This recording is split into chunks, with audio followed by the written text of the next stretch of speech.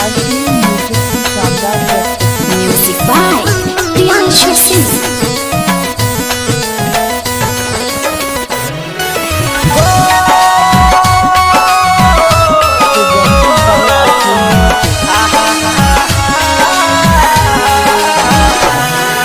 Tension कवनो मत लीहा, खुशी खुशी जिंदगी जीहा।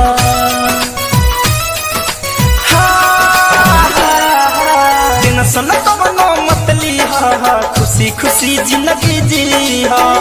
दिल में न कवनो सवाल रखिया, दिल में न कवनो सवाल रखिया। जान जाते बारू तू ससुररिया, जान जाते बारू अब ससुररिया। तू अपन ख्याल रखिया, जान जाते बारू अब ससुररिया। तू अपन ख्याल रखिया।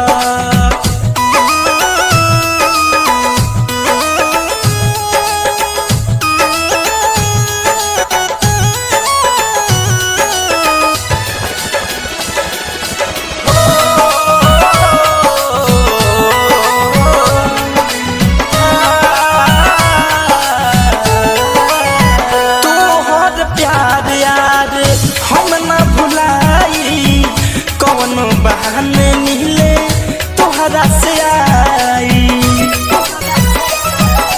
हो तोहर प्यार यार हम न भुलाई, कौनो बहाने मिले तोहरा से आई। हम पे भरोसा करिहा तू, घूटे घूट के न मरिहा तू। मन के माहौल खुशहाल रखिहा, मन के माहौल खुशहाल रखिहा। जान जात बारू पियावा के घरे, जान जात बारू पियावा के घरे। तू अपन ख्याल रखिया, जान जात बारू अब ससुररिया।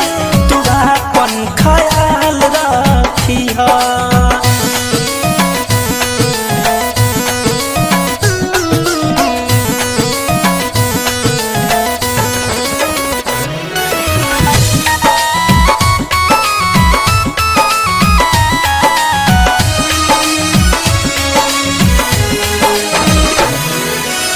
जी हो तू जीवन महेश परदेसी साथ हो।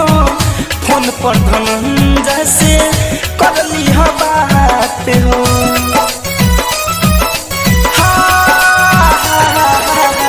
जी हो तू जीवन प्रिय अंशु के साथ हो। फोन पर धनंजय से कर ली हो बात हो। आंसू जले बहई हो तू, हंस के वक्त बिताई हो तू। सोना हमारा खुद के संभाल रखिया, सोना हमारा खुद के संभाल रखिया। जान जात बारू अब ससुररिया, जान जात बारू अब ससुररिया। तू अपन ख्याल रखिया, जान जात बारू अब ससुररिया। तू अपन ख्याल रखिया। टेंशन कवनो मत लीहा, खुशी खुशी जिंदगी जीहा। दिल में न कवनो सवाल रखिया, दिल में न कवनो सवाल रखिया। जान जाते बारू तू ससुररिया, जान जाते बारू अब ससुररिया। तू अपन ख्याल